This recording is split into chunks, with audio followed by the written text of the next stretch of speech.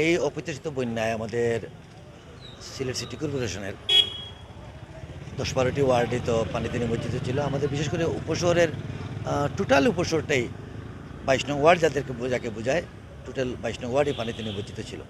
এবং এই ওয়ার্ডের প্রায় 30% লোক নিচতলায় যারা বসবাস করে তারা বাসা ছেড়ে অন্যত্র চলে গেছে। এবং এই প্রত্যেকটি রাস্তা পানিতে নিমজ্জিত থাকার কারণে ময়লা আবর্জনার স্তূপ হয়ে গেছে।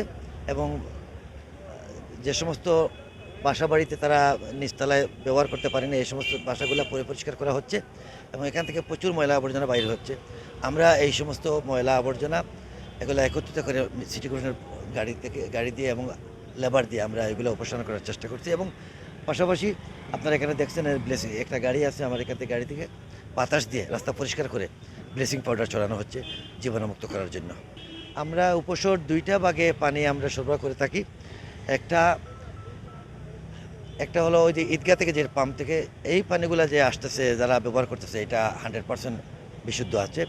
আর একটু সন্দেহ আছে আমাদের ইয়েতে টুলটি করে এখান থেকে যেটা আমাদের পাম্প যেটা এখান থেকে পানি আসছে, এগুলো আস্তে আস্তে হয়তো তারা প্রক্রিয়া করে চেষ্টা করবে বিশুদ্ধ করার। আমি আহ্বান জানাবো আমার উপশহরবাসী যারা আপনাদের পানির নিচে ট্যাঙ্কগুলো রয়েছে আপনারা ভালো করে পরিষ্কার করবেন এবং বিশেষ করে ওই সাপ্লাইয়ের পানিগুলো ব্যবহার করতে একটু সতর্ক থাকবেন।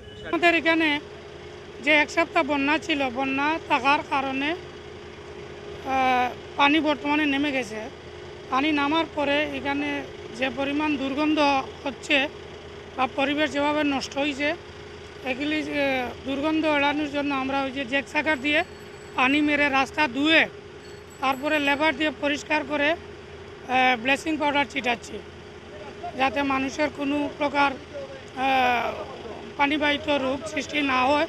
সেইভাবে আমরা পরিষ্কার পরিচ্ছন্ন কাজ করতেছি সিটি কর্পোরেশনের পক্ষ থেকে।